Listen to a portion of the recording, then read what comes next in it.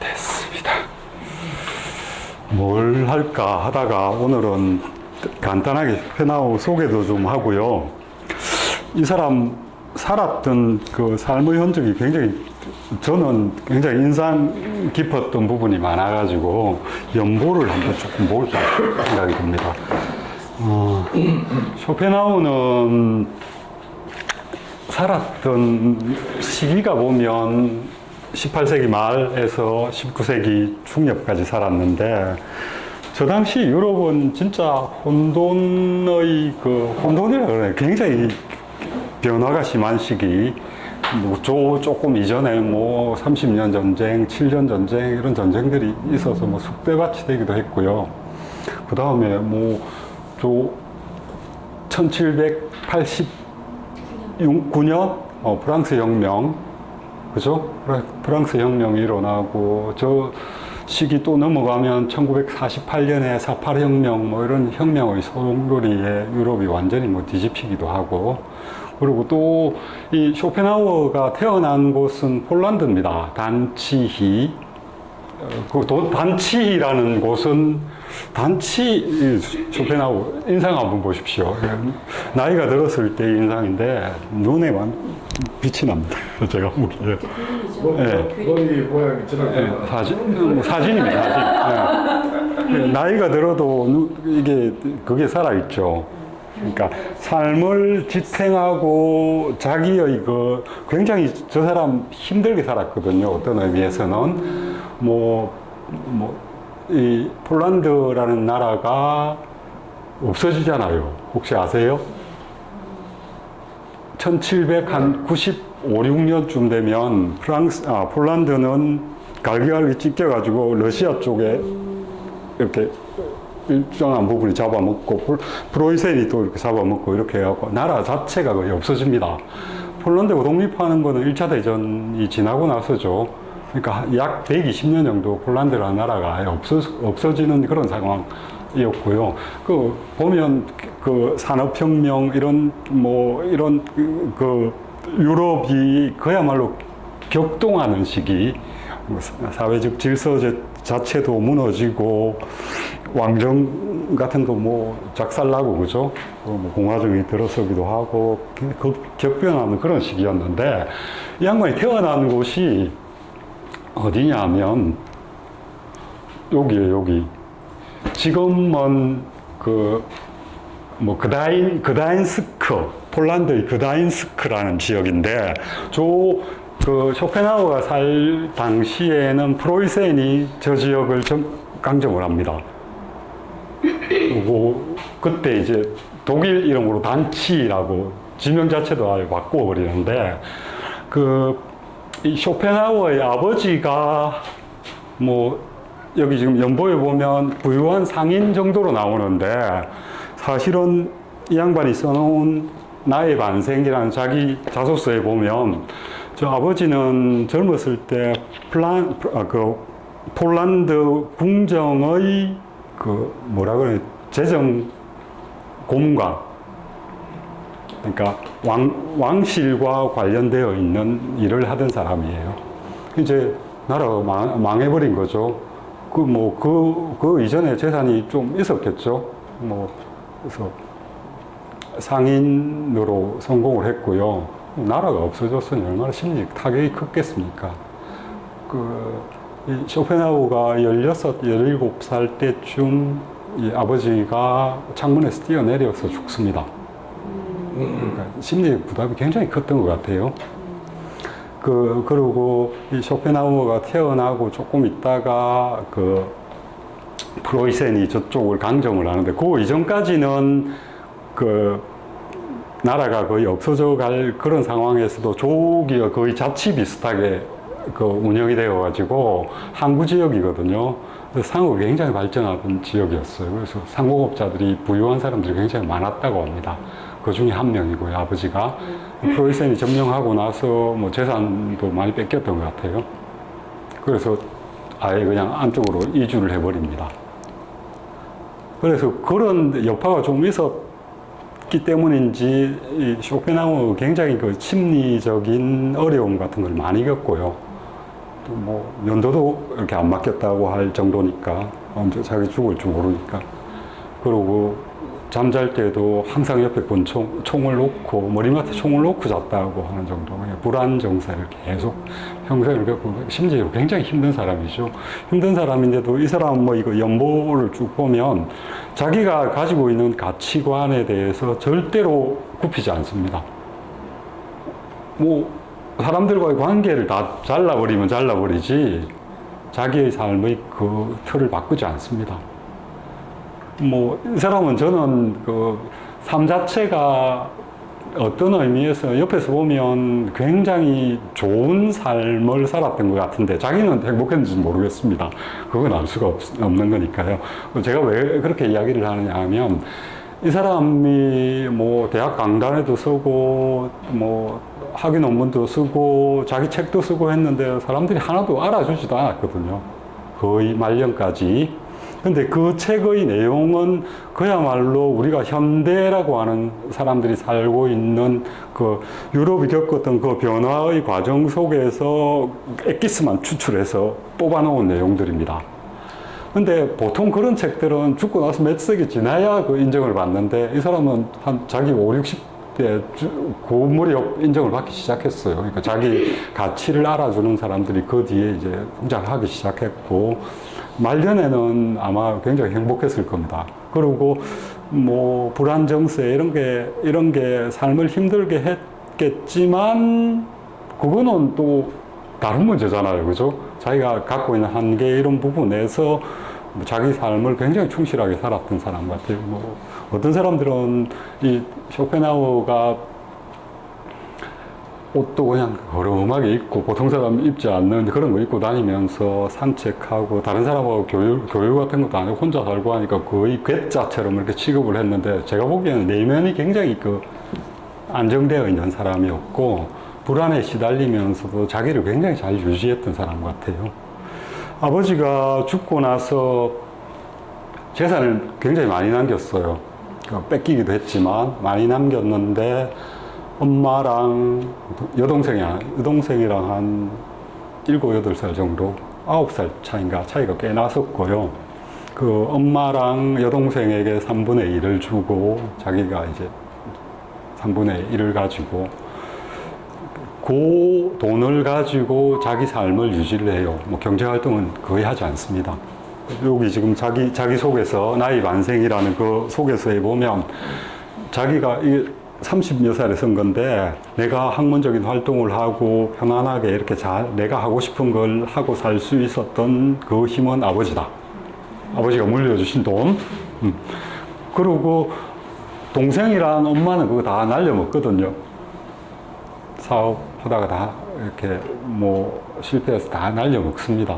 근데 이 사람은 그거 잘 그 관리를 하고 해서 결국은 날려먹은 엄마랑 동생도 경제적으로 양반이 이렇게 관계는 별로 이렇게 좋지는 않아요. 뭐 동생을 20년 만에 봤다 뭐 이런 거도 있고 엄마랑도 거의 이렇게 이 친구는 요 나중에 연보를 보면 자기는 상인이 되기 싫은데 아버지가 상인이었으니까 뭐 17살 때 아버지 돌아가셨는데 그 이전까지는 아버지가 이제 니도 내 따라서 사업해라 라고 해서 하기는 싫어도 어쨌든 거기 따라갑니다. 상인 학교 같은 데서 그거 배우기도 하고요. 근데 계속 이제 나는 이 공부를 하고 싶다라는 그 의지를 표명을 하고요. 아버지 몰래 아버지 서고에 들어가서 막 책도 많이 읽고 그러고 나서 이제 아버지 돌아가시고 한 20살 정도에 이제 대학 김나지움 20살인가 나오면 18살인가 김나지움에 들어갔다가 거기 1년 만에 마치고 또 의과대학에 들어갔다가 1년 만에 마치고 근데 그 1년이라는 시간들이 그냥 설렁 들어갔다 나온 게 아니에요. 보면은 1년 동안에 김나지움에서도 뭐 고전학이나 뭐 이런 것들에 대한 그 굉장한 그 열의를 가지고 공부를 했고요. 그 가르치던 선생들 이런 사람들한테 굉장히 그 좋은 평가를 받아요.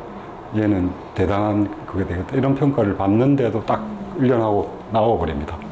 의대 가서도 1년 정도 하고 그냥 딱 바꿔버리고요.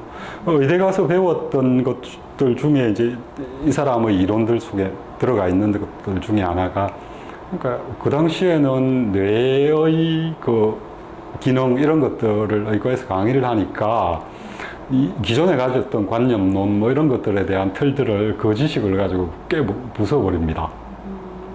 굉장히 영민했던 사람 같고요. 그리고 20살 넘어서 그 대학에서 공부를 시작했는데 이 양반 그 자기 학위 논문 쓴 게 23살입니다. 그리고 30살에 주 저작을 씁니다. 책 정말 대단한 책입니다. 제가 지금 봐도 이런 책을 쓸 정도의 사람인데 인정 못 받아도 계속 이걸 정보를 하고 다시 출간을 하는데 자기 돈으로 삽니다. 처음에 600부 정도를 찍었는데 몇 년이 지나도 100부밖에 안 팔려요. 재고 처리. 그런데도 뭐 자기는 자기의 의견을 굽히지도 않고요. 그리고 강단에 있는 그 당시 독일 철학의 그 독일 관념론 절정에 이릅니다. 셀링, 뭐 피테, 헤겔 뭐 이런 사람들, 장장한 사람들이 나와서 그 독일의 강단 철학을 지배를 하거든요. 그거에 맞서서 자기 이야기를 합니다. 저것들 다 사기꾼들이야. 딱 그렇게 표현합니다. 말밖에 할 줄 모르는 사기꾼들. 이런 식으로. 그래서 그 헤겔의 위세가 얼마나 대단합니까? 논문 써서 어디 이렇게 갖다 줬더니 헤겔 욕한다 그래갖고 딱지 맞기도 하고요. 그래도 자기 삶을 굳건히 살아갔고, 뭐 죽는 것도 굉장히 편안하게 죽었다. 폐렴으로 거의 앉아서 웃으면서 죽었다. 정도. 오래 살았습니다. 70대 정도 살았고요. 굉장히 잘 살았던 사람 같은데, 얼굴만 봐도 사실 굉장히 강팍한 사람처럼 보이죠. 그런데 눈을 자세히 보면 제가 뭐 어쨌든 뭐 사람 관상 이런 거 뭐 그런 거 별로 신경을 안 씁니다만 굉장히 살아있는 눈이에요. 나이가 들었을 때도. 엄마도 대단한 사람입니다. 엄마는 당시에, 그러니까 그 당시에 유명한 사람이라는 게 계속 그 뭐 뛰어난 사람은 아니잖아요. 당시에 굉장히 뛰어났던 소설가입니다. 엄마랑 의견 충돌이 굉장히 많아요.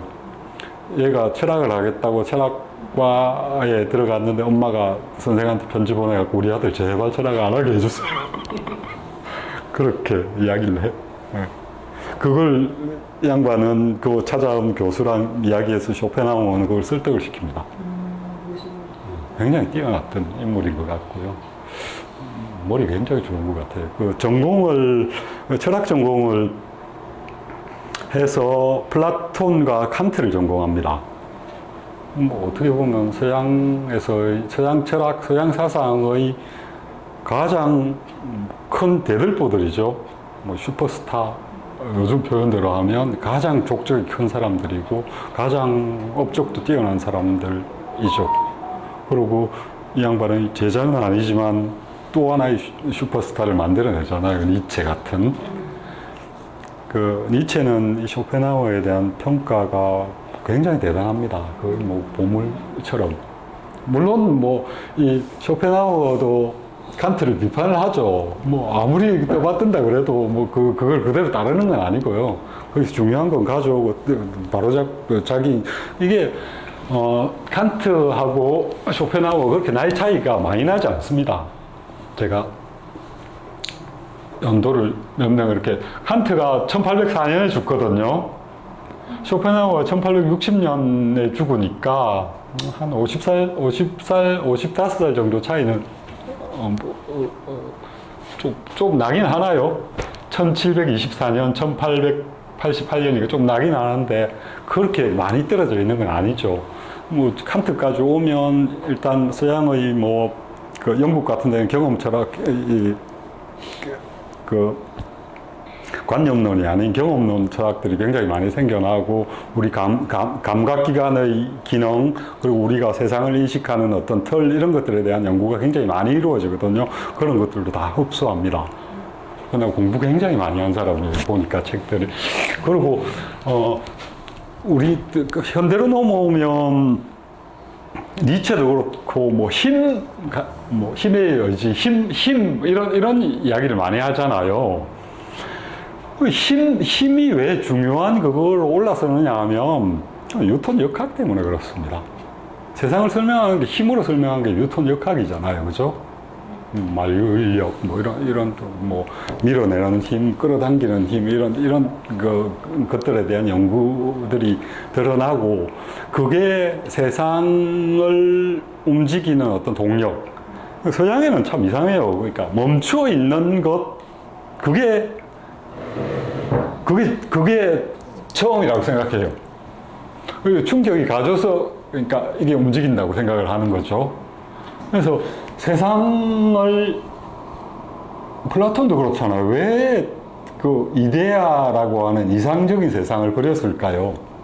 이 변하고 움직이는 여기는 이건 완전하지 않다고 생각하는 거예요. 변하니까 바뀌니까 그거는 뭐 관찰 대상일 뿐인 거고 좋은 것, 완벽한 것 이런 거는 변하지 말아야 된다는 거죠.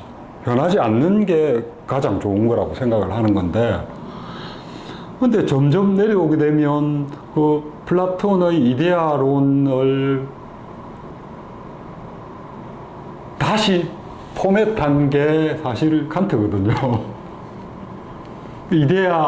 플라톤은 이데아라고 하는 그거는 우리 감각으로는 알 수 없고 이성으로만 알 수 있는 그런 영역으로 나눠뒀잖아요. 감각에는 안 보이는. 칸트가 가만히 생각해보니까 이 이데아라는 게 있긴 있는 것 같은데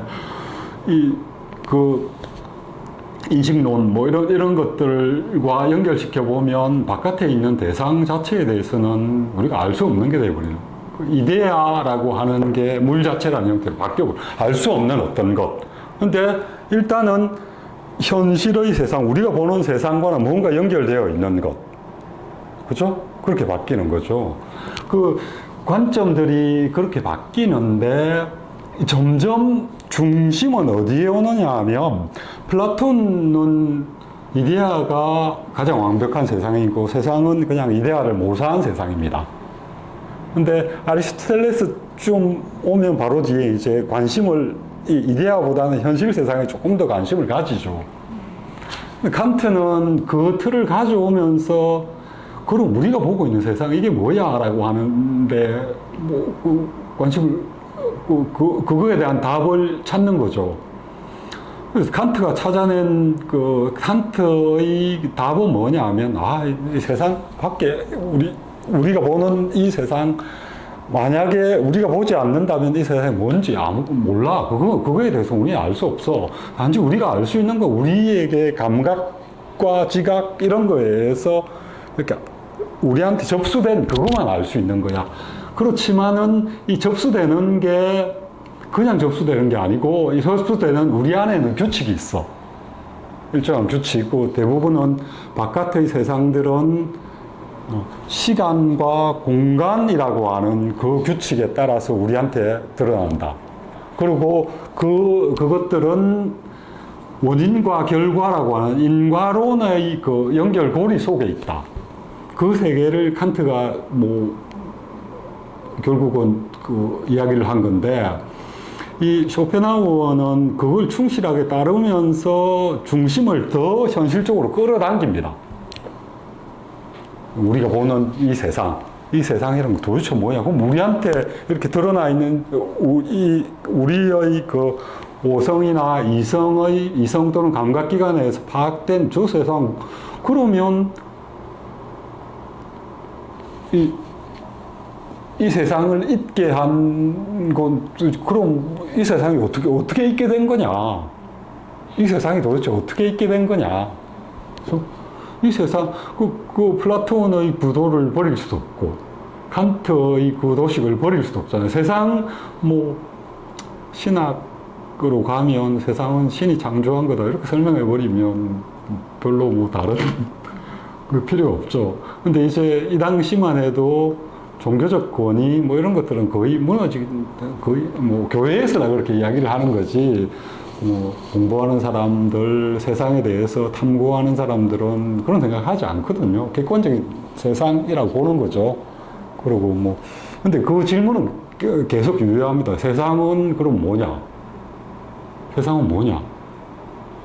그것에 대한 답을 내림과 동시에 우리가 고대, 중세, 칸트까지 이어온 그 전통에서 확 그 전환을 시켜버리는 게 쇼펜하우어고요.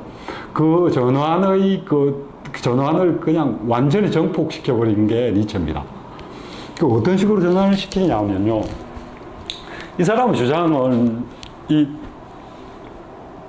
의지와 표상으로 세계의 첫 문장이 저번에 첫 문장만 읽었다고 굉장히 왜 첫 문장만 읽어요? 라고 이렇게 말씀을 하셨는데 세계는 나의 표상이다 라는 이야기가 그 딱 첫 구절에 그렇습니다. 저 내용 안에는 굉장히 많은 그게 들어가 있습니다. 세상, 세계, 객관이라고 불리는 객관적인 바깥의 세상. 그거는 내가 나의 표상이다. 이 말은 주관이 보는 객관이라는 이야기를 하는 거죠. 그죠? 그러니까 나의 표상이다. 인간의 표상이다. 이렇게 하면 칸트식 표현이 됩니다. 인간이 표상이에요. 인간 내부에 있는 표상의 규칙에 따라서 바깥 그것들이 우리 감각기관에 들어와서 그 질서에 맞게 배열되어서 우리는 세상을 파악한다. 그래서 우리 감각기관에 들어오기 전에 뭐가 있었는지 난 모르겠다 정도로 칸트는 이야기를 하고 있고요. 근데 이 양반은 그렇게 이야기하지 않습니다. 이 세상이라고 하는 거는 내한테 이렇게 드러난 거다. 나의 표상이다. 인간에게 드러난 게, 인간 모두에게 드러난 게 아니고 나에게 드러난 거다. 그럼 이 나라는 표현도 우리 지금 살고 있는 사람들은 자기 주관에 따라서 많이 판단하고 그러니까 주관적인 어떤 생각들 이런 거에 대한 가치가 이전 시기보다는 굉장히 크죠.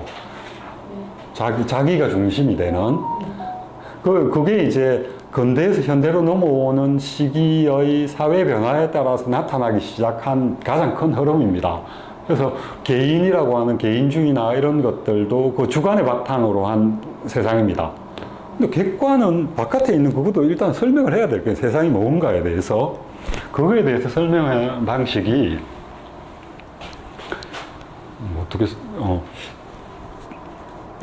일단 이 쇼펜하우어는 플라톤과 칸트와 완전히 결별하지는 않습니다. 니체와 다른 점인데 뭔가 세상이 만들어지게 하는 어떤 것이 세상이 있게 하는 어떤 것이 있을 것이라는 생각은 그대로 가집니다. 니체는 그런 생각 안 합니다. 니체는 세상은 우리가 보는 변화하는 이 세상만이 있는 세상이지 다른 세상은 없습니다. 그죠? 이전에 보았듯이 그렇게 완전히 단죄를 시켜버리는데 쇼펜하우어는 거기까지 넘어가지 않습니다. 뭔가가 있을 거예요. 그게 바로 의지입니다. 이 책의 제목, 의지와 표상으로서의 세계. 저는 이 제목, 이게 지금 의지의 세계와 표상의 세계가 둘이라는 겁니다. 의지의 세계가 있고요, 표상의 세계가 있습니다. 근데 물 자체의 세계는 알 수 없다 그랬죠. 의지의 세상도 사실은 알 수가 없습니다. 세상은 우리한테 보이는 표상일 뿐이니까 우리 감각기관에 들어와 있는 마찬가지로 칸트에게서 가져왔던 그 도식은 그대로 씁니다. 시간, 공간, 인과율이라는 큰 규칙에 따라서 우리는 세상을 표상한다. 우리 세상을 그렇게 보는 거죠. 그래서 내가 보는 세상이랑 다른 사람이 보는 세상이랑의 객관성은 어느 정도 확보가 되는 겁니다. 그러면은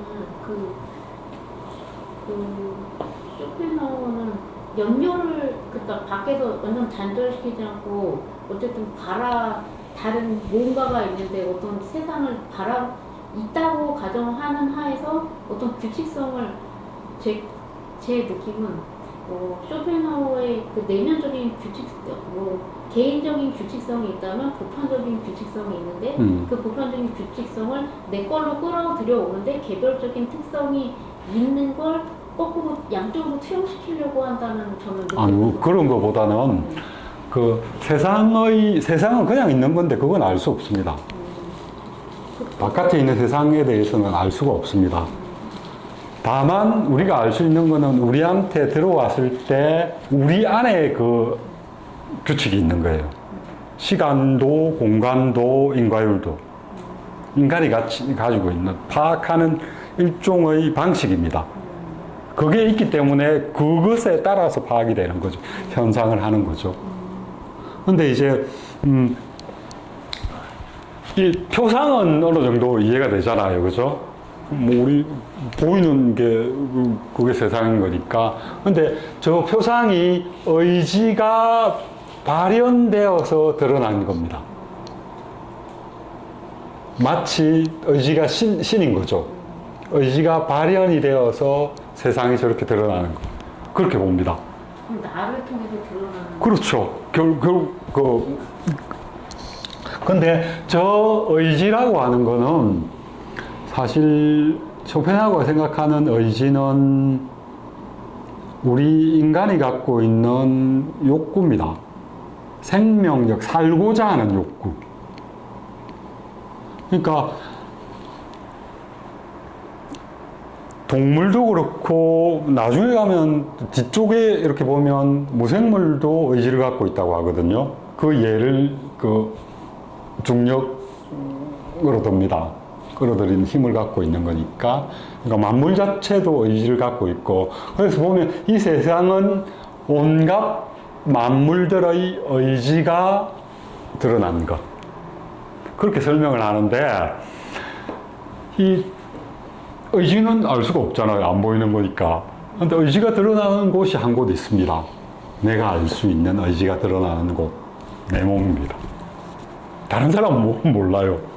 내 몸은 이 쇼펜하우어의 표현에 따르면 배가 고프면 먹고 싶어지잖아요. 먹고 싶어진다는 욕구가 생겨나면 그게 의지라는 겁니다. 그래서 몸을 통해서 내가 음식을 바라다보고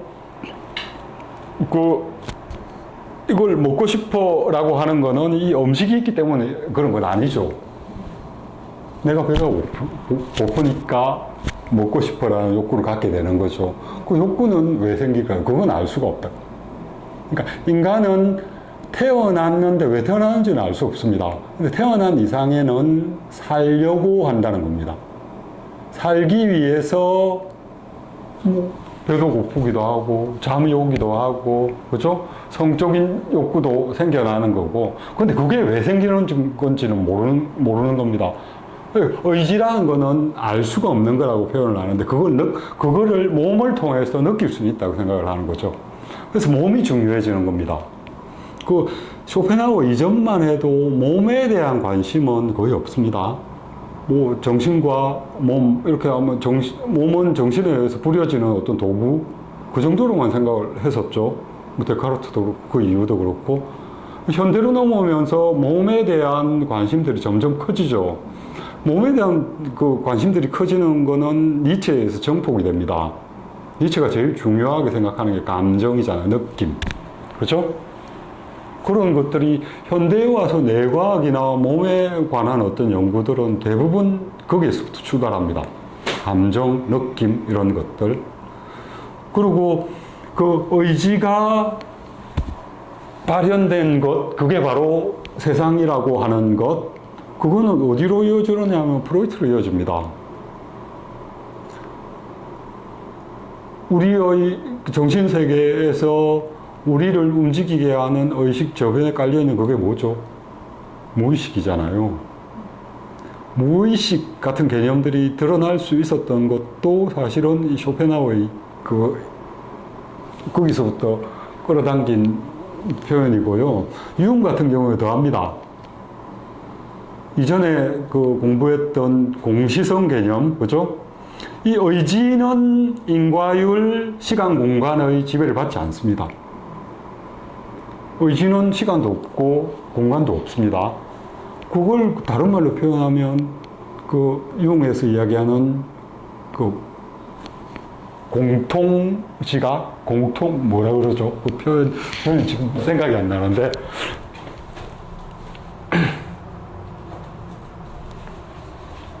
집단 모의식. 그러니까 집단 모의식이나 공시성 이런 개념들이 이 쇼펜하우어가 이야기하고 있는 의지란 개념으로부터 나옵니다. 저 의지는 우리가 쓰는 그런 용어가 아닙니다. 차라리 욕구에 가깝습니다. 근데 의지 자체는 방향성이 없습니다. 왜 그런지도 모르고요. 맹목적입니다. 예를 들면 배가 고픈 거, 왜 배가 고프냐?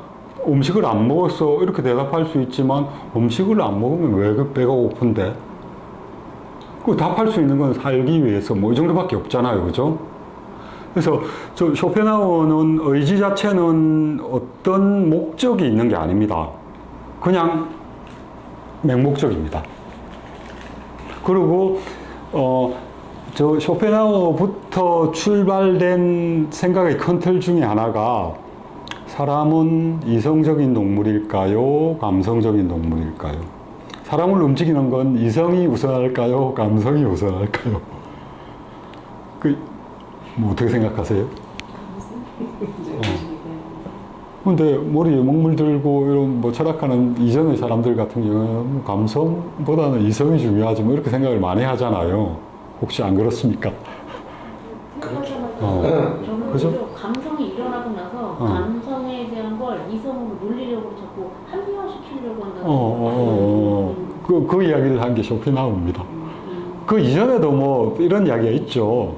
중세에 철학은 신학의 신여다라는 표현 들어보셨어요? 예. 그게 뭐냐 하면 신앙은 철학의 잣대로 재단할 수 없는 거다. 신앙이 어떤 행위를 하고 나면 이성은 그걸 합리화시켜줘야 될 도구다. 그 도구 그대로 가져와서 이게 이제 감성은 그게 자기가 왜 그걸 욕구하는지 이유도 없다. 그건 알 수 없다. 왜 그러는지도 알 수 없고. 근데 감성이 일어나면 몸은 따라가서 움직인다. 이성은 그걸 합리화시켜줘. 그런 이야기를 한 게 쇼펜하우어부터 시작이 됐고요. 그게 지금 사람들의 생각 아닙니까? 제가 보기에는 이 쇼펜하우어라는 사람은 이 사람 자체도 뛰어났고요. 건대라고 하는 우리가 건대라는 시기는 사실 이게 잘못된 표현 현대입니다. 중세에서 현대로 넘어오는 건데 그 중세의 그 단절에서 지금 시기에 요 변화가 급격하는 요 시기에 사람들은 굉장히 많이 변했고요. 그렇게 생각을 하기 시작했어요. 그걸 포착해낸 겁니다. 자기가 뛰어난 게 아니고요. 그거 뭐 여러 가지 뭐 화학도 있고 물리학도 있고요. 뭐 여러 가지 뭐 그런 어떤 이 당시 이제 심리학도 1840년 정도 되면 독일에서 심리학이 시작이 되거든요. 심리학적인 어떤 업적들 이런 것도 쌓이고 하면서 그런 것들이 점점 드러나기 시작하고 사람들은 그렇게 살기 시작하는 게 그걸 포착해낸 사람이 쇼펜하우어고요. 그걸 이론화시켜 준 거고요. 그걸 기반으로 해서 니체 같은 사람이 나오는 겁니다. 그리고 현대 철학, 우리가 보통 이야기하는 실존주의 같은 경우도 보십시오.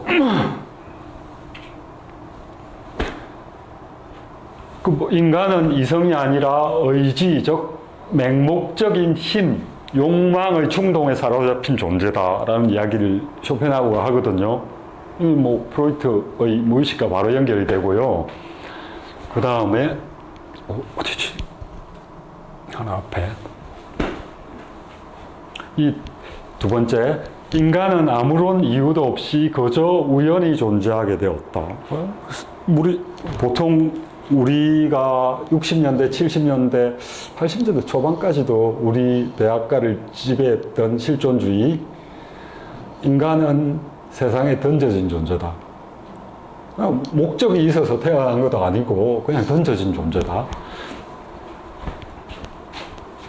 쇼펜하우어가 이런 이야기를 합니다. 인간은 아무런 이유도 없이 그저 우연히 존재하게 되었다. 그래서 쇼펜하우어를 어떤 사람들은 실존주의의 두목, 시초라고 이야기를 합니다.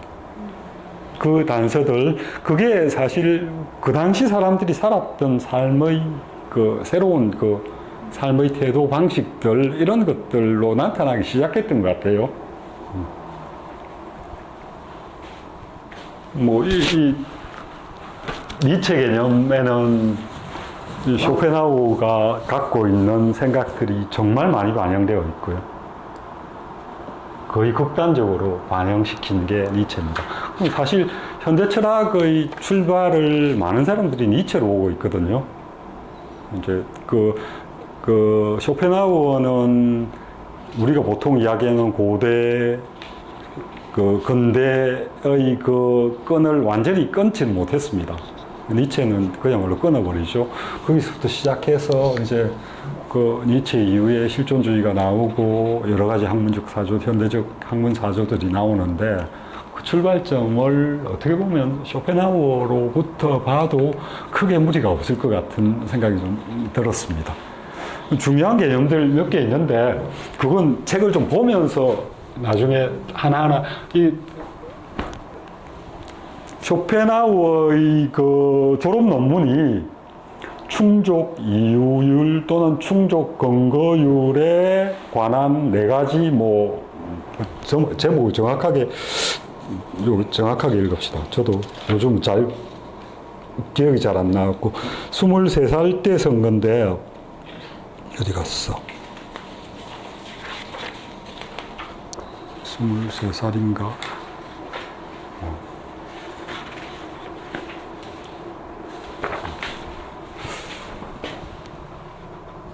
정확한 제목도 기억을 해야, 그 이야기를 드려야 돼.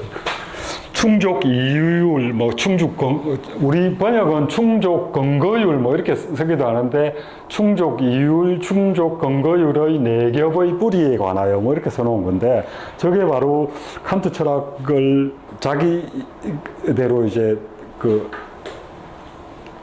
해석해서 자기 나름대로의 견해를 세워놓은 건데 저게 그 쇼펜하우어의 철학의 뿌리입니다. 나중에 저거 오늘 좀 설명하려고 적어놨는데 어려워가지고 저도 나중에 좀 설명을 드리긴 할 겁니다. 쇼펜하우어 주요 저술은 저 정도로만 중간에 몇 편의 글들을 쓰긴 합니다. 뭐 그 광학 현상 이런 것도 같이 연구도 좀 하고요. 색채에 대한 연구도 좀 하고 여러 가지 연구들을 하는데 뭐 기억할 만한 책은 요 3개 정도, 요거 논문이고요. 그 다음 요 의지와 표상으로서의 3개. 이거 이제 한 쇼펜하우어가 50대, 60대쯤 됐을 때 쇼펜하우어를 그 연구하는 학과 과목들이 생겨나기 시작합니다. 그때쯤 되면 이제 인정을 받기 시작하죠. 60대 정도 되면. 그래서 굉장히 뭐 이리저리 많이 불려다니기도 하고 그랬던 것 같아요. 그게 이제 30세 때 쓴 거고, 여유와 보록이라고 하는 거는 요겁니다. 왜 이렇게 번역을 하는지 모르고 그대로 좀 해주면 좋은데. 이게 인생론이 아니고요. 사실은 의지와 표상으로의 세계에 대한 그 자기의 단상들을 더 추가시켜 놓은 거거든요. 저거랑 연결이 돼야 이 책이 훨씬 더 잘 보여집니다. 이 책은 출판을 하려고 갔는데 아무도 출판을 안 해주려고 해가지고 몇 군데 전전하다가 안 돼갖고 자기가 아예 출판사를 차려버립니다. 저 책을 내고 나서 저건 공전의 히트를 치거든요. 그때도 요즘 사람들이랑 비슷했던 것 같아요. 긴 글을 안 읽는 이런 긴 글은 못 읽고 짤막짤막한 거.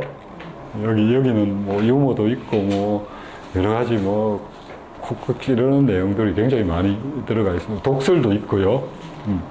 그리고 이 글들이 지금 그 쇼펜하우어의 책들 우리나라에 완 범람을 하고 있는 것 같은데 대부분 이 책에서 그죠, 몇 개, 세상 살아가는 뭐 삶의 어떻게 하면 잘 사는 건지 이런 거. 전 이거 보고 기분 좋아하는 사람들 참 이상해요. 가끔씩 가다가 보면 뭐 다 끊어버려라. 니 혼자 살아라. 뭐. 이 양반 결혼도 안 했거든요. 그리고 모르겠습니다. 뭐 어떤 기록에는 연애는 좀 했던 것 같은데 어쨌든 결혼도 안 하고 그리고 요즘 사람들하고 비슷하게 개를 키우면서 살았습니다. 항상 굉장히 개랑 가깝게 칸트 살았던 방식이 칸트가 나타나면 몇 시지 사람들이 이랬다 그러거든요. 산책하는 시간 항상 정해져 있어가지고 쇼펜하우어도 뭐 나이가 좀 들고 나서는 칸트처럼 삽니다.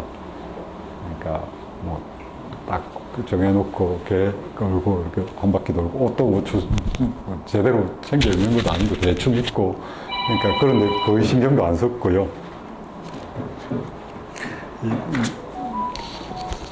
요 본격적으로 읽는 거는 다음 시간에 할 거고 잠시 쉬었다가 연보 좀 보시죠. 제가 이야기를 좀 꽤 했는데 이거 어떻게 읽을 거냐 하면 요 전체가 30편으로 되어 있습니다. 짤막짤막해요. 뭐 한 편이 그렇게 길지 않아요. 그래서 하루에 한 3편 정도 같이 읽을까 싶습니다. 어떤 날은 2편, 어떤 날은 4편, 평균 하루에 3편 정도 읽어가지고 부담 별로 안 되니까 그냥 안 읽고 오셔도 되고요. 그냥 와서 같이 읽어도 되고 대신에 읽고 나서 집에 가셔서 한번 시간 나실 때 되짚어서 한번 읽는 거는 제가 추천을 드립니다. 그 일부 1장 앞부분은 그냥 좀 읽어보십시오. 여기 틀린 내용들도 좀 있고 해가지고 제가 뭐 그런 부분 지적은 안 하겠습니다. 뭐 이 책 제목을 마흔이라고 해놔놓고 40에 계속 이 사람 초점을 맞추는 것 같은데 실제로는 50대 말 60 정도 되면 60에 읽어야죠. 잠시 쉬겠습니다. 쇼펜하우어 돌아와서 쇼펜하우어의 삶을 한번 보겠습니다. 뭐 다른 거 복잡한 뭐 철학적인 이론 이런 것들은 제가 간단하게 설명할 수 있는 거는 책 읽으면서 하겠습니다. 개념 뭐 이런 것들. 왜냐하면 개념들 다 같이 사용하는 용어인데 이성, 뭐 지성 사람마다 다 다르거든요. 쇼펜하우어도 조금씩 다르니까 그런 건 설명을 좀 드리겠습니다. 뭐 제가 조금 축약을 해서 좀 좁혔는데 보겠습니다. 1788년에 태어났으니까 야, 뭐 생일이 나랑 같네. 네. 이것도 비슷하더만. 어디가 비슷해요? 머리카락. 이게 머리카락이 사람 성격 따라가거든요. 카랑카랑한 사람들은 나이 들어도 안 죽습니다. 근데 저는 확 죽어버리더라고요. 결기가 약해진 것 같아요. 세워야 되겠네 그러면. 이거 저희 아버지가 완전히 이 머리카락이 거의 철사 같았거든요. 근데 저는 이제 많이 포기를 한 것 같습니다. 눈썹도 서 있었어요. 네. 저희 아버지. 성격 따라간다는 게 맞는 것 같아요. 네. 아까 말했던 그 단지에서 태어났습니다. 폴란드의 단지. 이 당시에는 뭐 폴란드가 아니죠. 거의 뭐 요 몇 년 뒤에는 폴란드가 없어집니다.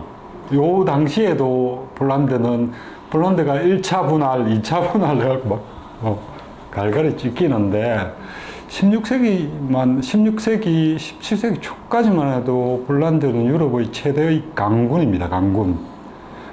저쪽 투르크에 맞해서 서양 그러니까 가톨릭 세계를 지켰던 가장 강력한 힘이 폴란드였습니다. 나가서 전쟁하다가 국력이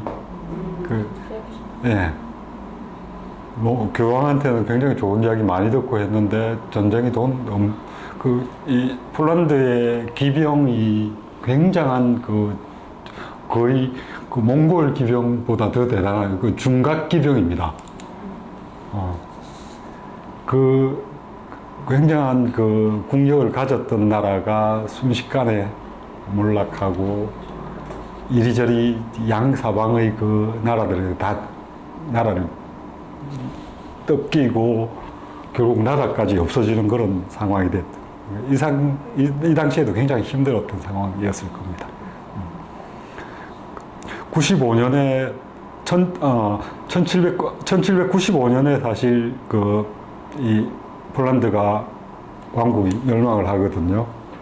여기 보면 93년에 그 단치가 프로이센에 함락되죠. 그러고 나서 이제 함부르크로 이사를 가버립니다. 그러고 나서 이 아버지는 자기가 살던 지역이 불안했고 나라까지 그 모양이 돼서 영국에서 애를 낳으려고 했었습니다. 영국이 그 당시에 굉장히 안정되어 있는 지역이었으니까. 그래서 영국에서 낳으려고 하는데 그 임신해 있다가 모종의 일 때문에 할 수 없이 돌아와서 낳았다고 합니다. 많이 떠돌아다닙니다. 그 여기 보면 세 번째 9살 때 되면 그 아버지가 프랑스로 가죠. 가서 이제 이 쇼펜하우를 맡겨서 거기 2년 동안 지내게 하면서 프랑스어 배우게 했고요. 굉장히 똑똑했던 것 같습니다. 2년 정도에 프랑스어 배우고 그 다음 뭐 이제 사립학교요. 상인 양성하는 사립학교에 들여다 보냅니다. 11살 때 아버지 가업을 이어라고 거기서 한 4년 정도 공부를 하고요. 그 다음 1800년대 12살 되었을 때 뭐 하노버, 뭐 칼리바트, 프라하, 드레스덴 이런 쪽으로 아버지가 많이 데리고 다니면서 여행을 굉장히 많이 했던 것 같습니다.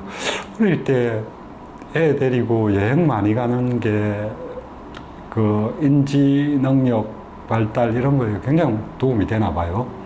요즘 인지과학 하는 사람들 같은 경우에 이 뇌가 발달하는 시기 14세, 15세 요거 넘어가면 그러니까 우리가 보통 영어에 네이티브 뭐 이런 그걸 하잖아요. 그 16세 넘어가면 그때부터 배워서 네이티브는 불가능하다 그러거든요.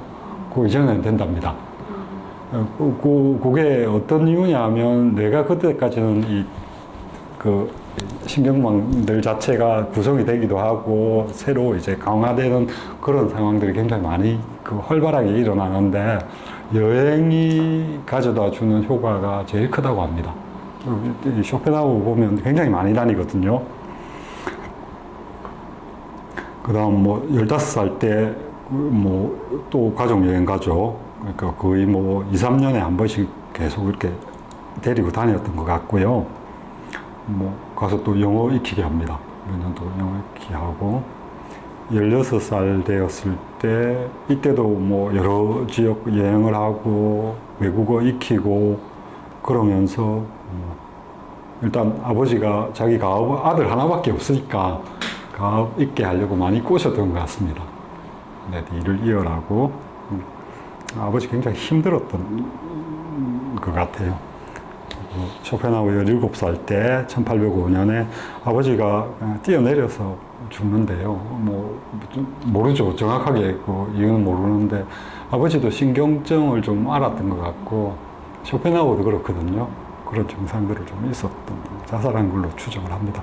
이 당시 17살이면 웬만큼 다 컸잖아요. 그래서 어떻게 보면 이때 뭐 자기의 어떤 인생관이나 이런 것들은 거의 만들어졌던 것 같아요. 그래서 그 다음에 이제 그 바이마르로 이주를 하고요.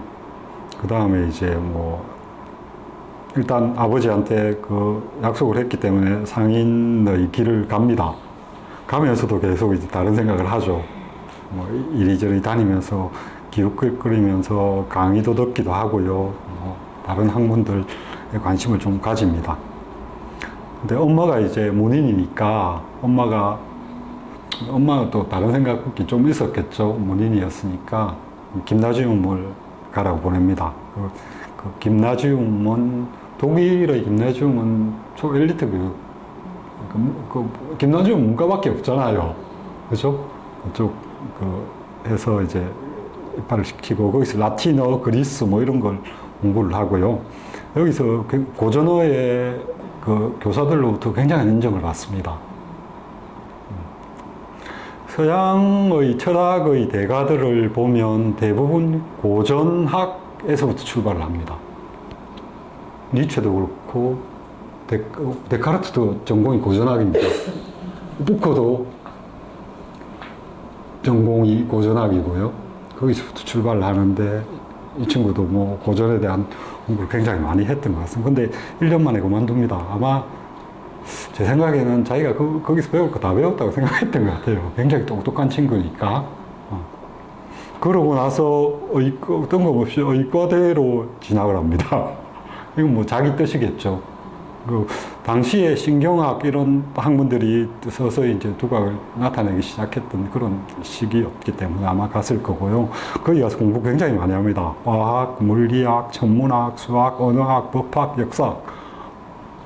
아마 이게 가능한 게 요즘처럼 그렇게 책을 많이 안 읽어도 돼서 그럴 거예요, 아마.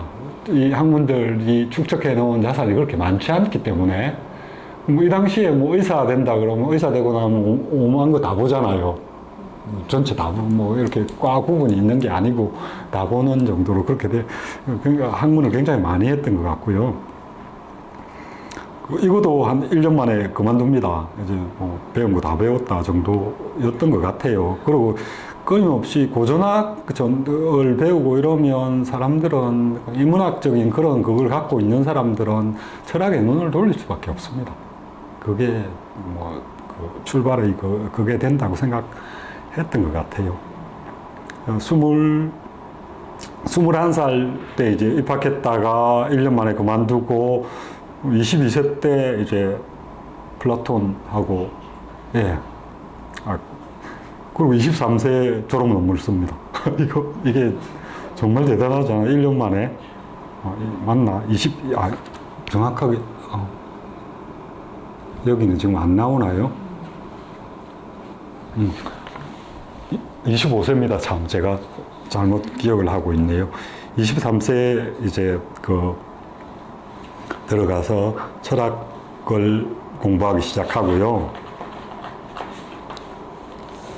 이때도 뭐 뒤에 뭐 베를린 대학 가서 동물학도 하고 지리학도 하고 천문학도 하고 생리학도 하고요.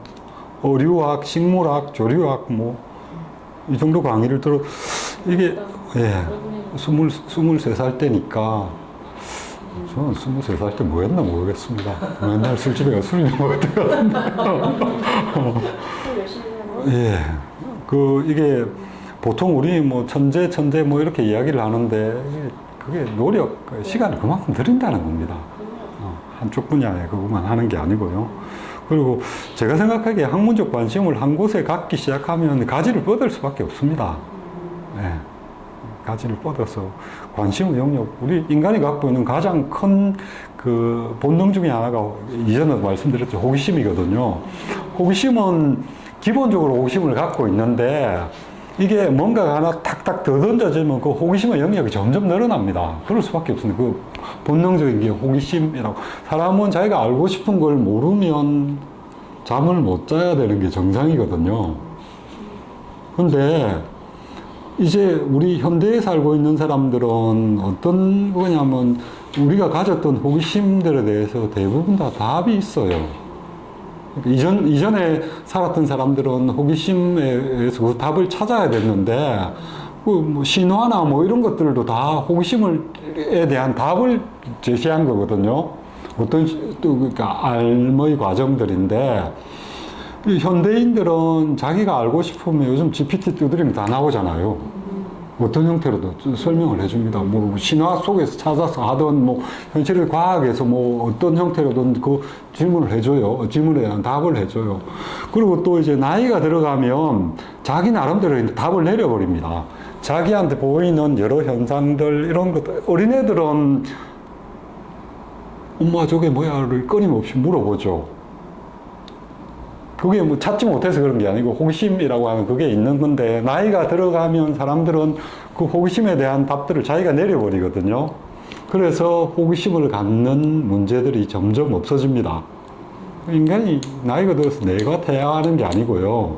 그 호기심이 줄어드니까 뇌를 사용하지 않기 때문에 그렇게 되는 겁니다.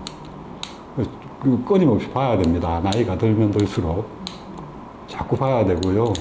호기심이 죽였던 호기심의 그걸 살릴 수 있는 노력을 해야 됩니다.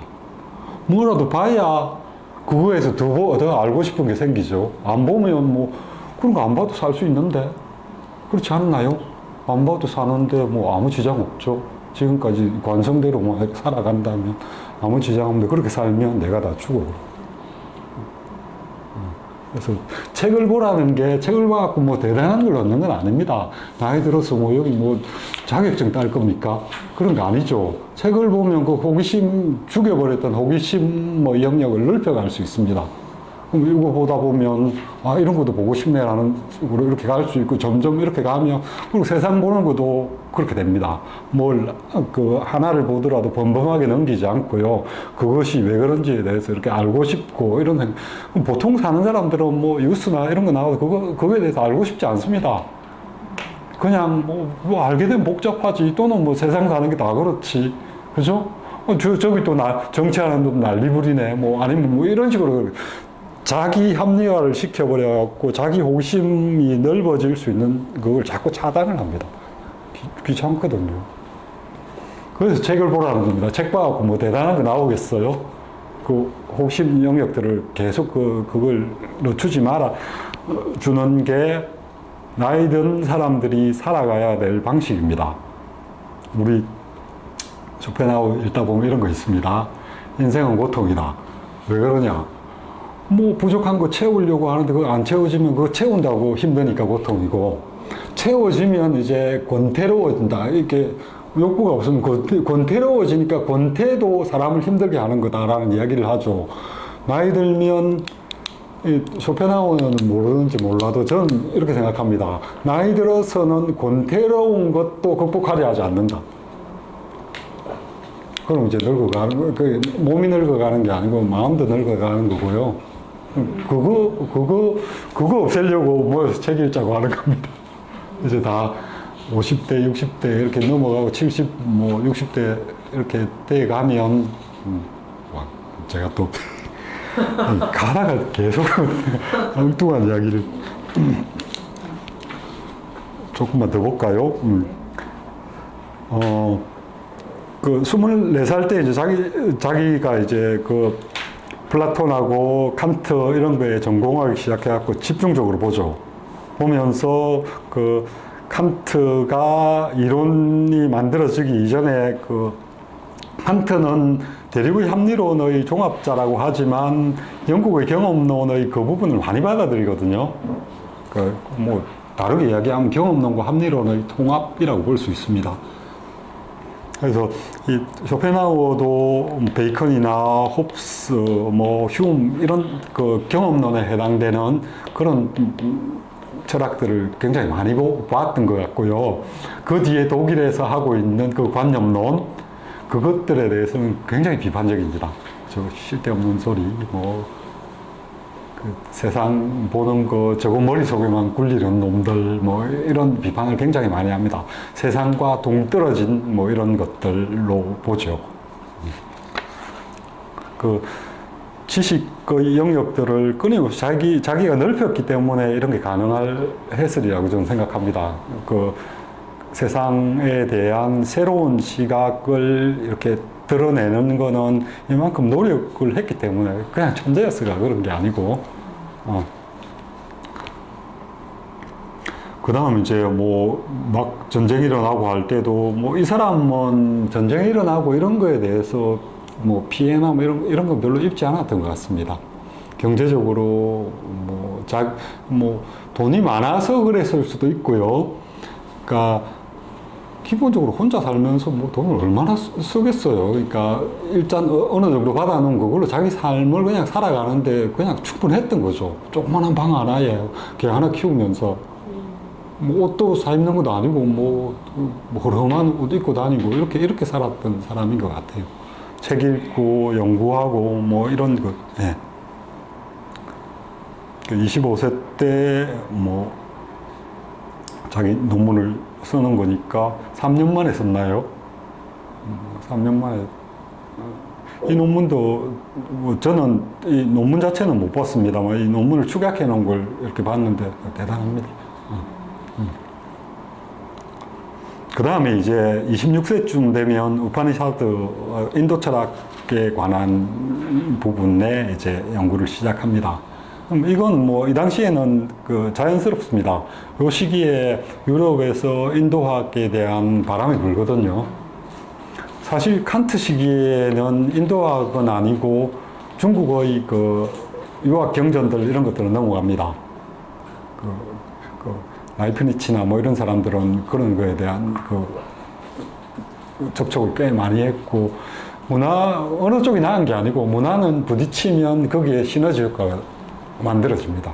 부딪히는 그 문화 속에 항상 이렇게 활력을 주거든요. 그런 사람들이 이론들 속에 많이 들어가 있는데, 인도학의 영향을 가장 많이 받은 사람은 쇼펜하우어, 니체, 헤겔 같은 사람입니다. 헤겔의 절대 정신도 사실 우파니샤드의 그 철학의 모태를 그대로 가져온 그 흔적들이 보입니다. 그리고 사실 헤겔 자체가 이 인도 철학, 그 당시에 인도 철학의 선두에 서 있던 사람이고요. 연구를 굉장히 많이 했던, 그 당시에 바람이 불어서 그 유럽에는 인도학에 대한 세미나도 굉장히 많이 진행이 됐었고, 학문적인 연구도 굉장히 많이. 근데 초기 불교에 대해서는 이 당시에는 좀 약했던 것 같아요, 자료가. 그러니까 이후에 이제 많이 그게 이제 우파니샤드나 뭐 이런 쪽은 그 당시만 해도 자료들이 엄청났으니까, 베다나 뭐 이런 것들, 그런 연구들은 오히려 뭐 인도나 다른 동양이나 이런 쪽들보다는 독일의 유럽의 그 학문의 정수가 그대로 남아 있어서, 나중에 뭐 인도 철학 하는 사람들 다 독일 가서 배우고 그러고 있는 상황이었으니까, 학회도 아직도 뭐 활발하게 진행이 되고 있나 봅니다. 30세 때 자기의 대표작을 완성을 합니다. 보통 인문학은 나이가 좀 들어야 이렇게 자기의 대표작을 쓰는데, 천재들은 다른가 봐요. 이 정도 나이 때 그걸 씁니다.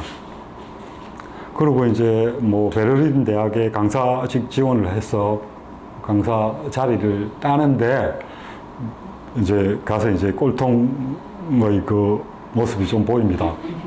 그 당시 헤겔이 굉장히 자기가 보기에는 좀 아무것도 아니거든요. 몇 개 더 세상 사람들한테는 그 센세이션을 일으키고 관심을 훨씬 많이 받을 것 같은 자신감에 차 있어가지고 강의 시간을 헤겔 시간이랑 똑같이 만듭니다. 헤겔 강의 시간에 자기 강의를 박습니다. 근데 뭐 사람들이 그때도 그렇고, 대학이라고 하는 게 공부하는 사람은 열에 한둘밖에 안 되잖아요.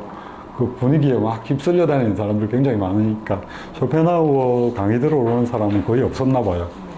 몇 번 강의하다가 때려치워 버립니다. 그리고 이 쇼펜하우어는 대학 강단 철학에 대해서 끊임없이 비판을 합니다. 뭐 이래서 그런 걸 수도 있는데, 여기서 성공을 했으면 그랬을까 하는 생각도 들긴 합니다만, 독일의 그 관념론 철학이 이렇게 용성하게 되는 그 상황을 보면서, 야, 이 대학에서 철학 이런 거 가르치면 안 돼, 뭐 이런 소리도 하기도 했다고 합니다. 자기 색깔이 굉장히 분명했던 것 같아요. 이게 난 먹고 살 거 있어 이래서만은 아닌 것 같아요. 사람은 먹고 살 거 있어도 자기 명예욕 이런 것도 있을 거고, 그죠? 뭐 사람들 많이 끌어들여서 받들어주는 이런 욕구들도 있잖아요, 그죠? 그런 욕구들보다는 자기 선을 지키는데 굉장히 강했던 사람 같아요. 그 과정에 여러 연구들도 하고, 또 이 사람은 여행을 참 많이 다녀요.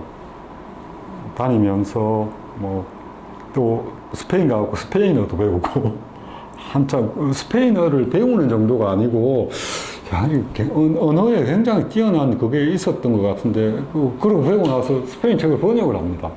번역 출간할 정도로 스페인어를 공부를 해요.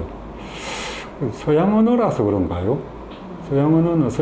서양 언어권은 이렇게 겹쳐져 있는 지역이 많으니까, 뭐 독어, 불어, 뭐 독일 불어 붙어 있고, 오스트리아 가면 독어 쓰기도 하고, 뭐 그런 거니까 그런 영향도 좀 있을 것 같긴 한데, 어쨌든 뭐 대단한 그걸 보입니다. 이 뒷부분은 뭐 스페인 이야기는 1825년 그 구절에 나옵니다.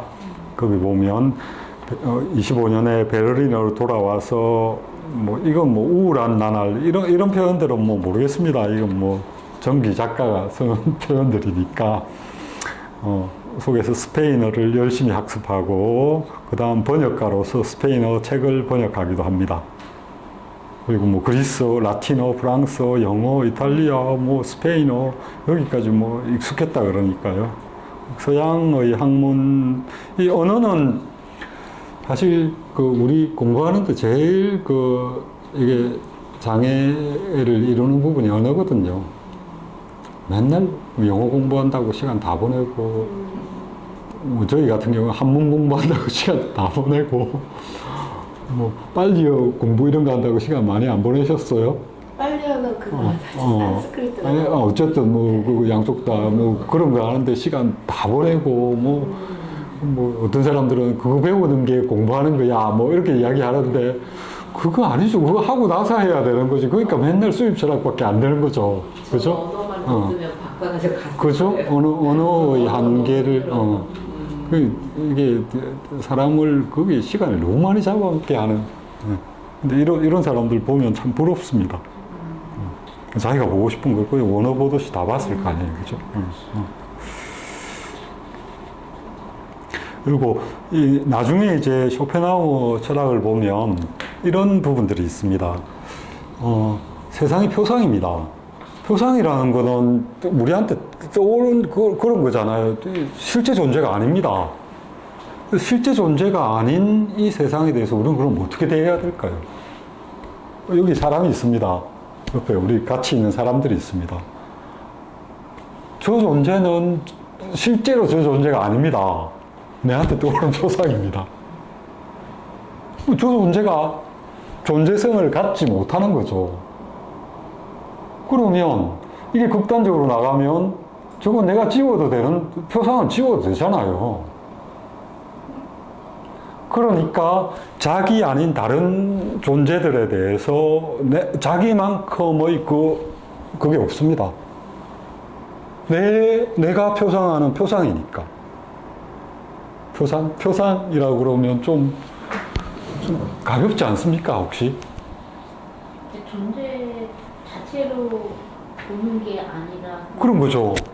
표상이니까. 저 존재가 어떤 존재인지는 저 존재 자체는 우리는 알 수 없습니다. 나의 의지가 저 존재를 그려낸 겁니다. 그럼 내 의지로 투영이 됐을 때만 저게 그런 거죠. 우리의 감각, 규칙, 우리가 인식하는 그 규칙에 따라서 우리가 저 존재를 이렇게 드러낸 겁니다. 궁금해요. 나는 여기 굉장히 이렇게 생겼거든요. 네. 다른 사람이 볼 때는 이렇게 찌그러져서 보고 뭐 이상하게 보이는 그렇죠. 그럴 수 있죠. 나는 몰라. 네. 내 눈으로만 보이는 이 그대로니까. 그죠? 예. 어떻게 보면 눈이 맞습니다. 물리적인 어떤 그 조건으로. 그래서 우리가 지금 보통 이야기하는 가다가 칼질하고 이런 사람들 같은 경우에 심리적인 상황에 들어가면 저건 나와 같은 존재가 아니고 그렇게 갈 여지가 있습니다. 그래서 이 쇼펜하우어는 윤리학의 성립의 그 형성, 윤리학의 필요, 그걸 절실하게 느낀 사람입니다. 이 나라는 존재가 있으면 저 존재가 나랑 같은 존재일 거란 그걸 이론적으로 공부하는 사람들은 이론적으로 그걸 자기 나름대로 설명을 해야 되잖아요, 그렇죠? 거기에 대해서 굉장히 그 심혈을 기울인 흔적들이 있습니다. 그런 그 고려들을 굉장히 많이 했기 때문에 아마 요 인생론이라고 번역되어 있는 보유의 사람의 삶, 뭐 삶의 방식 이런 것들, 그 상대방을 대하는 어떤 입장들 이렇게 굉장히 잘 녹아 들어가 있습니다. 사람을 어떻게 대해야 되는가 이런 부분들. 그래서 여기 한번 보십시오. 1845년에 여록과 보유라고 하는 걸 쓰기 시작하거든요. 제가 보기에는 이 책은 자기 철학의 정수를 걸어놓은 거고요. 거기에 담지 못한 삶과 관련된 것들을 보유에 적어 놓은 겁니다. 이 책은 그냥 여록과 보유 이렇게 돼 있잖아요. 이 여록과 보유라는 제목만 봐도 이 책은 이 책의 여록과 보유입니다. 이 책에 담지 못한, 그리고 자기가 30년대, 이것도 계속 정보를 하긴 하는데, 이 책을 통해서 자기가 갖게 된 생각을 살면서 점점 정교화하게 만들었고, 그 다음 사람들과의 생활 속에서 느끼는 어떤 것들을 저기에 담아 놓은 겁니다. 이 책은 뭐 한 몇 년도, 그러니까 한 3년 뒤쯤 출간이 되죠. 57세에 쓰기 시작했고, 63년 정도에 한 6년 뒤네요, 그죠? 쓰는데 꽤 시간이 많이 걸렸다고 보시면 됩니다. 이거 쓰는데도 한 몇 년 안 걸렸는데, 이렇게 두꺼운 거 쓰는 것도, 금방 써냈는데, 굉장히 많은 그걸, 담아서 만든 책이고요. 어쨌든 출판을 안 해준다 그래가지고, 자기가 출판사 하나 인수해가지고 출판을 합니다. 근데 이게 그냥 뭐, 여기 말대로라면 공전의 히트를 쳤다고 하는데 모르겠습니다. 제가 느끼기에는 이 책을 썼을 때 사람들은 이 책대로 살고 있었어요. 그게 한 쭉 30년 정도 지나니까 사람들한테 팍 퍼진 거예요. 사람들이 삶의 방식, 뭐 이런 것들에 대해서. 뭐 철학자라는 게 없는 걸 이야기하는 사람은 뭐 없습니다. 자기가 만들어서 하는. 사람들이 그렇게 살고 있으니까 그거를 먼저 포착해내서 자기 이론화시키는 게 철학자죠. 칸트도 그렇고요. 네. 아마 플라톤도 그랬을 겁니다. 그걸 얼마나 정교하게 만드느냐, 이런 부분들은 그 사람의 능력이겠지만, 그래서 굉장히 특히 젊은 사람들이 많이 봤다 그러니까 요즘, 그렇죠. 그죠. 세상에서 팍팍팍팍 빨리 받아들이는 그런 사람들에게 어느 정도 그게 됐다고. 그러고 나서 이제 이 책도 사람들이 조금씩 주목하기 시작합니다. 그리고, 이게 제대로 된 책이네라는 생각을 사람들이 갖게 되고, 그 이후에 한 60세쯤 되면 꽤 괜찮은 대학들에서 쇼펜하우어의 철학이라고 하는 과목들이 생겨나기 시작합니다. 그래서 이 사람은 어떻게 보면 굉장히 행복한 사람이에요. 이러지 못하는 사람 많거든요. 네. 써놓고 그냥 죽고 나서 한참 뒤에 인정을 받고 이런 사람들이 있는데, 왜? 다 돼갑니까? 시간, 아직. 네. 그 말년에는 뭐 이리저리 여기 보면 재밌는 구절이 있어서 제가 여기 1854년 구절 한번 보십시오.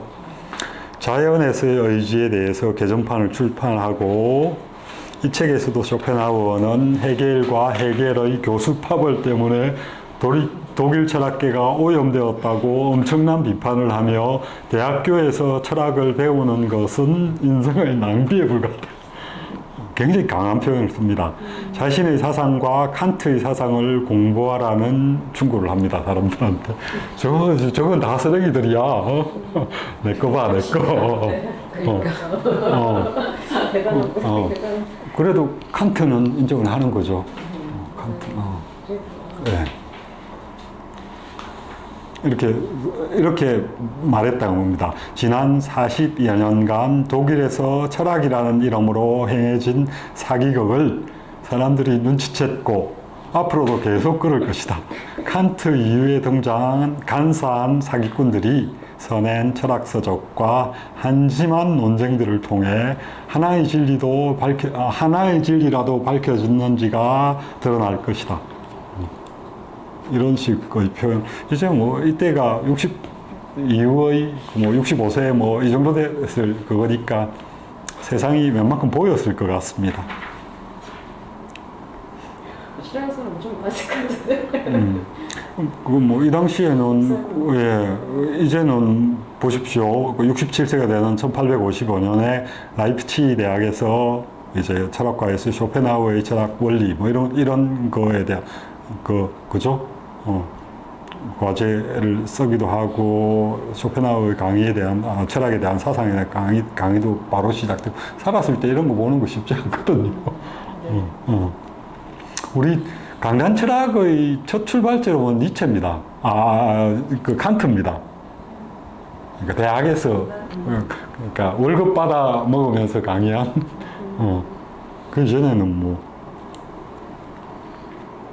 그 다음에는 굉장히 그 좋은 대접들을 받죠. 그 1857년 거기 가면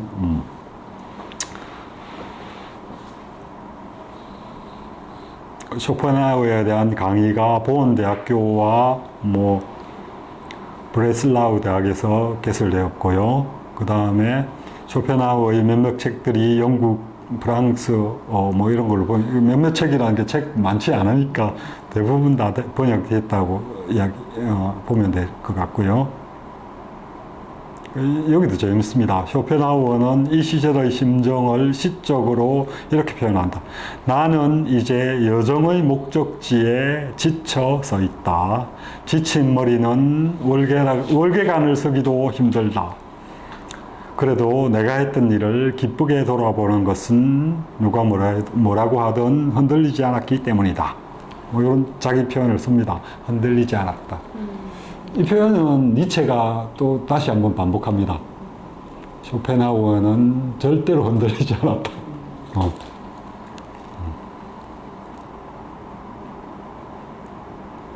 뭐 이렇게 쓰죠. 그는 누구에게도 굴복하지 않았노라. 뭐 이렇게 니체가 쇼펜하우어에 대해서 이건 사실 극찬입니다. 니체 같은 사람, 특히 니체가 굴복하지 않았다는 표현을 쓰는 거는 니체는 그야말로 삶이란 게 싸움, 투쟁이라고 생각했던 사람이니까 그죠? 굴복하지 않았다 이렇게 표현하면 극찬이라고 저는 생각이 됩니다. 뭐 비록 니체는 쇼펜하우어 철학에 대해서 비판도 많이 합니다.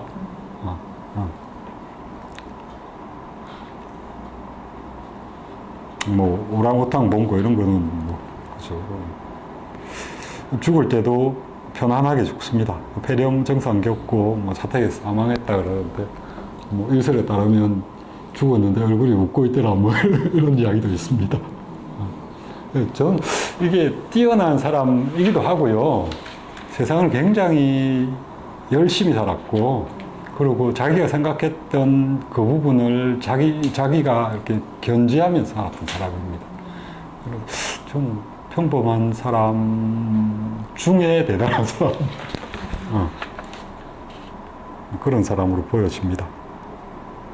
이런 사람이 써놓은 책들은 파급력이 있을 수밖에 없을 것 같은 생각도 들고요. 이 책, 이제 뽑아놓은 책인데, 처음에 이 책 읽으면서 0102를 읽었는데, 이거 아닌데 하는 생각이 들었는데, 03 넘어가니까 괜찮아요. 괜찮아요. 뭐가요? 요게 지금 1부, 2부, 3부에서 1장, 2장에서 5장으로 되어 있고요. 그 안에 세부 챕터가 전체가 30챕터예요. 그래서 아까 1챕터 봤는데 이거 아닌데 이런 생각이 들었다.